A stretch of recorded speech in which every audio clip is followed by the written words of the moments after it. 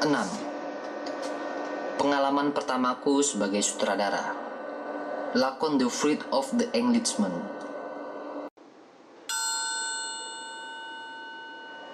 Kami merasa berbahagia mendapatkan lakon yang ditulis oleh Leo Tolstoy, The Fruit of the Englishman. Ia telah menulis lakon tersebut sebagai suatu senda gurau bagi pertunjukan domestik dan pertama kali dipentaskan di Yasnaya Poliana, tempat tinggal Lev Tolstoy sendiri. Tidak seorang pun percaya kami akan mendapatkan izin untuk mementaskan di depan umum. Tetapi pihak sensor mengizinkan kami untuk mengadakan pementasan secara terbatas. Kepopuleran Tolstoy membuat kami gampang mengatasi hal tersebut. Pekerjaan menyutradarai lakon tersebut dipercayakan padaku, dan itulah pertama kalinya aku menyutradarai sebuah drama. The Fruit of the Englishman menghadirkan banyak kesulitan bagi sutradara karena banyak pemain dan mise-en-scène yang cukup rumit di dalamnya. Aku mendekati tugas itu secara sederhana. Aku memperlihatkan apa yang kubayangkan kepada para aktor dan mereka menerima aku. Bila perasaanku adalah benar, maka lakon itu menjadi hidup. Bila yang ada itu cumalah kecerdikan yang bersifat lahiriah, maka lakon itu tetap mati. Satu-satunya pekerjaanku yang baik pada waktu itu adalah kenyataan bahwa aku berusaha untuk bersikap tulus.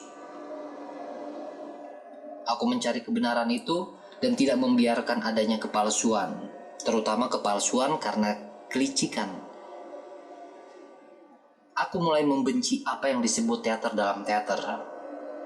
Lebih dari apapun, aku menginginkan kejujuran, kehidupan yang real, bukan kehidupan yang dangkal, tetapi kehidupan yang artistik. Mungkin pada waktu itu aku tidak tahu perbedaan antara kehidupan yang artistik dan kehidupan yang biasa di atas pentas. Lebih-lebih lagi, aku memahami kehidupan atau hidup itu selalu dangkal. Tetapi bahkan, kebenaran yang bersifat dangkal atau superficial yang kucari itu telah membantu aku untuk memberikan suatu mise-en-scène yang benar dan secara skenik menarik yang mendorong aku menuju ke kebenaran. Kebenaran menstimulasi emosi dan emosi membangkitkan intuisi kreatif. Untungnya, kesempatan datang sebagai pembantuku. Lakon tersebut tersusun dengan casting yang baik sekali. Sebagian besar aktor seakan-akan memang dilahirkan untuk memerankan bagian-bagian mereka. Lakon tersebut adalah tentang para bangsawan, pembantu-pembantu dan para petani. Kaum bangsawan dimainkan oleh masyarakat bangsawan yang sesungguhnya, sesuatu yang jarang terjadi dalam teater. Yang lain-lainnya tampaknya cukup tipikal untuk memerankan para pelayan. Dan di antara pemeran petani terdapat Vladimir Lopatin, saudara dari ahli filsafat Rusia yang terkenal, Lev Lopatin. Vladimir yang kemudian bermain pada teater kami dengan nama Mikhailov telah menarik perhatian Tolstoy lewat cara ia membawakan perannya ketika lakon tersebut dipentaskan di rumah penulis besar itu. Penulis besar itu melihat seorang aktor yang baik, yang memahami jiwa seorang petani Rusia, menulis kembali dan memperluas bagian tersebut. Terdapat banyak pementasan yang berhasil dilakukan oleh pemain-pemain masa depan dari Moscow Art Theater.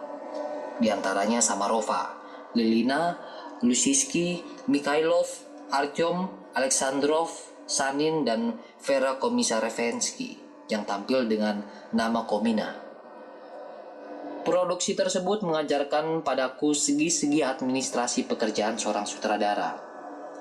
Adalah tidak gampang untuk mengelola suatu grup aktor-aktor bila mereka bekerja di bawah ketegangan dan kegembiraan.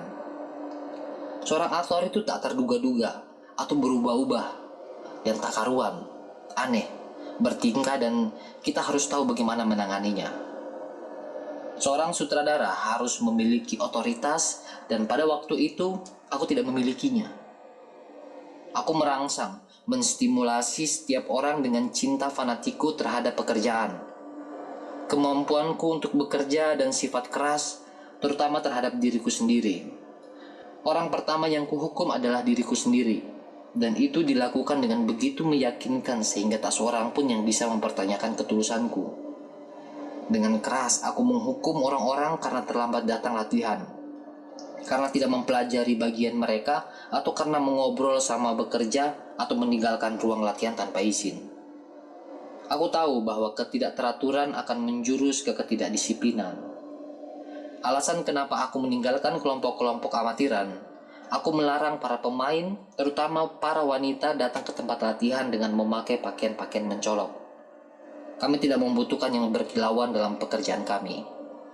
Dan aku melarang bercumbu atau berpacaran di tempat latihan. Aku tidak keberatan dengan cinta yang serius, kataku. Hal itu akan memberikan inspirasi padaku. Tembaklah dirimu demi seorang perempuan. Tenggelamkan dirimu dan matilah. Tapi aku tidak mentoleran bermain-main dengan perasaan. Hal itu hanya akan menciptakan suatu suasana yang tidak sehat dan menyebabkan degradasi. Aku benar-benar seorang puritan pada masa itu. Kemiskinan yang dialami oleh organisasi kami tidak mengizinkan kami untuk bermimpi tentang skeneri yang mewah. Walau skeneri yang baik adalah satu-satunya alat yang menyelamatkan para amatir, karena bagi seniman, garis dan warna menutup dosa-dosa mereka. Bukanlah suatu hal yang kebetulan bila dikatakan bahwa banyak aktor yang tak berbakat, dan para sutradara dengan hati-hati menyembunyikan diri mereka di balik skeneri, tata busana, warna-warni, kubisme, futurisme, dan semua isme yang berarti memberi kesan tak berpengalaman dan naif kepada penonton. Sebaliknya, dengan skeneri yang jelek, yang sama sekali tidak pantas untuk dilihat usaha maksimal atau keburukan mereka, sebuah lakon haruslah dimainkan dengan baik dan diarahkan bila kita di sana tak ada apa-apa selain the inner content, isi batiniahnya. Kami mencoba dengan jujur menerjemahkan apa saja yang begitu indah yang ditulis oleh Lev Tolstoy. Kami bereaksi terhadap semua yang harus kami rasakan dalam lakon tersebut, dalam peran, mise en scène, dalam busana dan skeneri, dalam diri kami sendiri, dalam mitra main, dalam aneka peristiwa atau kejadian. Bila tak cukup terdapat intuisi, maka lakon-lakon seperti itu di mana kami tak dapat merasa.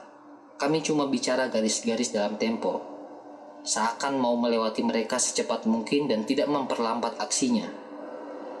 Pergelaran tersebut memang sukses luar biasa dan pementasan-pementasan ulang membantu kami keluar dari kesulitan keuangan.